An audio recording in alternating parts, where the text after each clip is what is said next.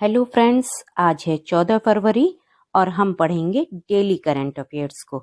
यहाँ पर हमने मोस्ट इम्पॉर्टेंट क्वेश्चंस को कवर किया है। अगर आपको चैनल अच्छा लगे तो प्लीज़ लाइक और सब्सक्राइब करना ना भूलें। चलते हैं पहले प्रश्न की ओर। वोकल फॉर लोकल अभियान को आगे बढ़ाते हुए 24वां दिव्य कला मेला कहाँ आयोजित किया जाएगा?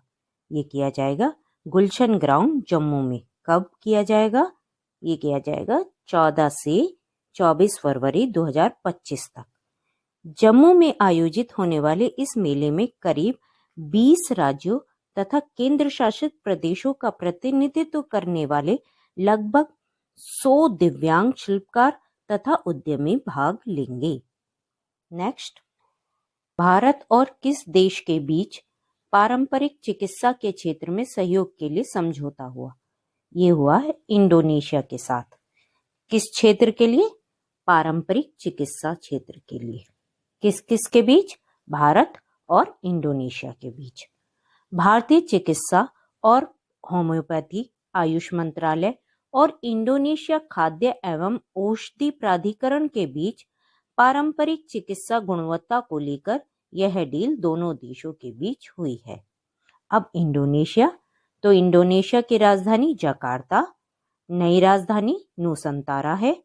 इंडोनेशिया की मुद्रा इंडोनेशियाई रुपया है। नेक्स्ट, अमृत सरोवर योजना के तहत जनवरी 2025 तक कितने सरोवरों का निर्माण किया गया? ये किया गया है 68,000 से अधिक सरोवर का निर्माण। किस योजना के तहत?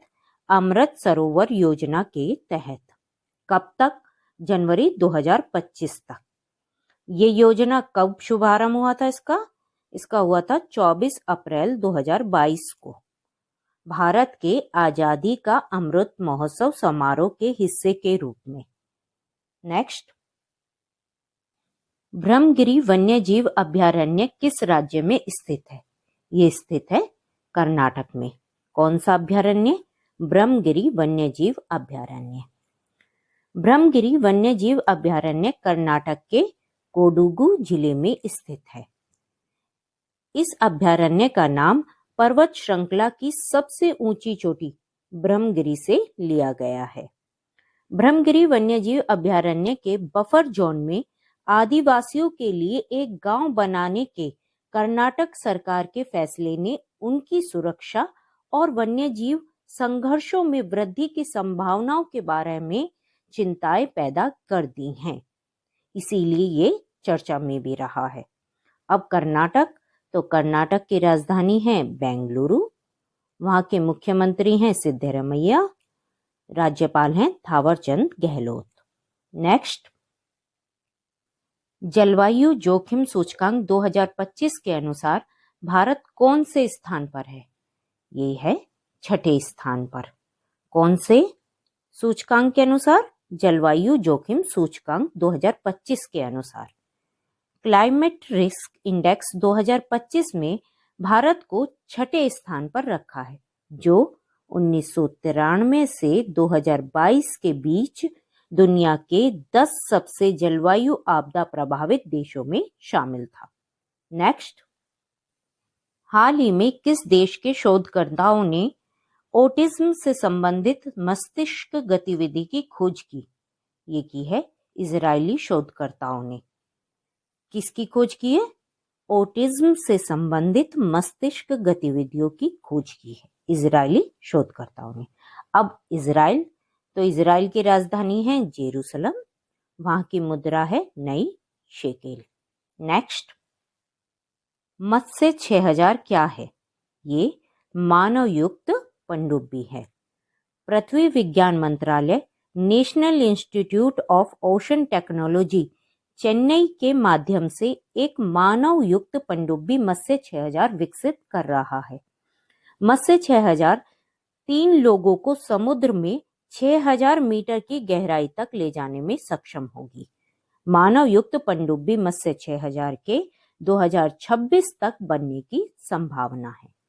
Next, Abu Dhabi national oil company ADNOC gas ने किसके साथ तरलीकृत प्राकृतिक गैस LNG की आपूर्ति के लिए एक प्रमुख समझौता किया है। ये किया है इंडियन ऑयल कॉरपोरेशन लिमिटेड के साथ। किसने किया है? ये किया है Abu Dhabi national oil company ADNOC ने इंडियन ऑयल कॉरपोरेशन के साथ। किसके लिए?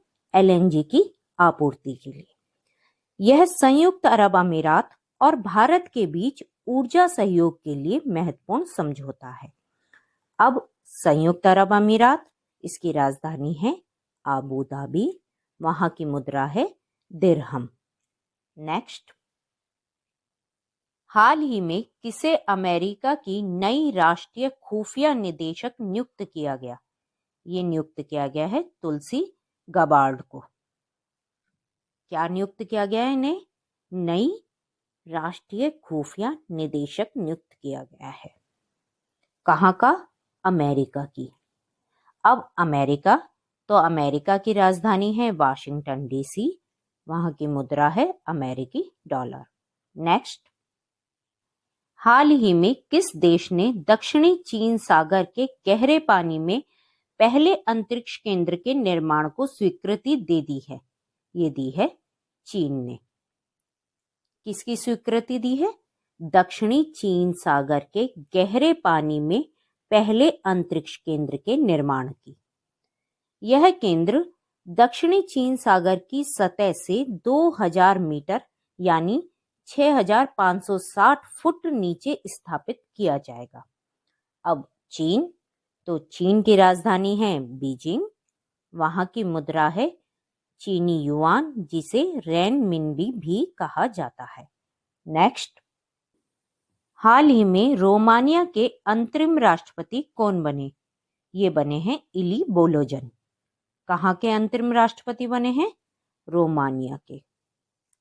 अब रोमानिया, तो रोमानिया की राजधानी है बुखारेस्ट, वहां की मुद्रा है रोमानियाई ल्यू।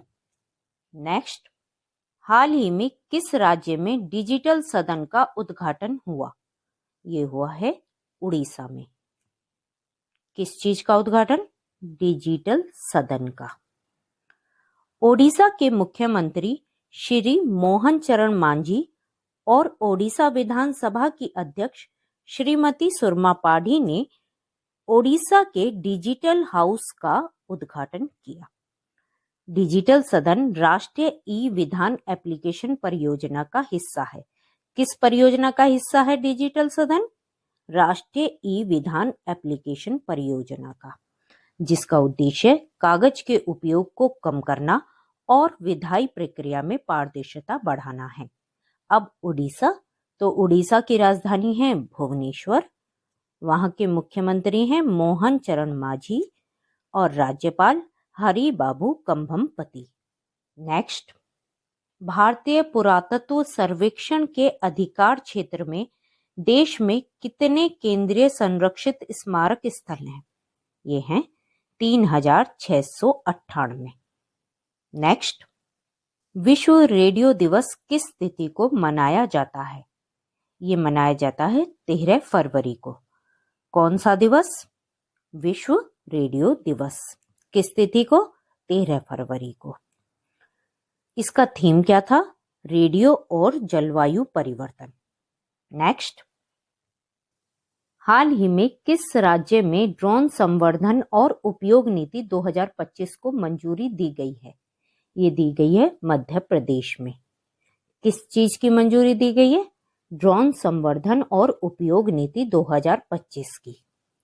ड्रोन निर्माण को बढ़ावा देने के लिए मध्य प्रदेश ने नई ड्रोन नीति तैयार की है, जिसके माध्यम से कृषि, सुरक्षा, लॉजिस्टिक्स, शासन जैसे क्षेत्रों में ड्रोन के उपयोग को बढ़ावा दिया जाएगा। इसके साथ ही ड्रोन के निर्माण, उनकी असेंबली के साथ ही रखरखाव पर भी बढ़ावा दिया जाएगा। मध्य प्रदेश में राज्य मंत्रिमंडल ने MP ड्रोन संवर्धन और उपयोग नीति 2025 तैयार की है, जिसे मंजूरी भी दे दी गई है। अब मध्य प्रदेश, तो मध्य प्रदेश की राजधानी है भोपाल, वहां के मुख्यमंत्री हैं मोहन यादव, राज्यपाल हैं Mangu Bhai Patel. Next, last class memory test. Guys, हमने आपसे पिछली क्लास में एक प्रश्न पूछा था, हाल ही में जारी 2025 हेनले पासपोर्ट सूचकांक में भारत का स्थान क्या है? ये जनवरी में प्रकाशित रिपोर्ट के अनुसार 85वां स्थान है इसमें। नेक्स्ट, आज का मेमोरी टेस्ट। गाइस, आप लोगों के लिए आज का प्रश्न है, हाल ही में लोकसभा अध्यक्ष ओम बिरला ने संसद में कितनी नई भाषाओं में अनुवाद सेवाओं का विस्तार करने की घोषणा की? इस प्रश्न का उत्तर आप मुझे कमेंट बॉक्स में लिख सकते हैं। और आज के लिए इतना ही, फिर मिलते हैं नए अपडेट्स के साथ। तब तक के लिए बाय बाय।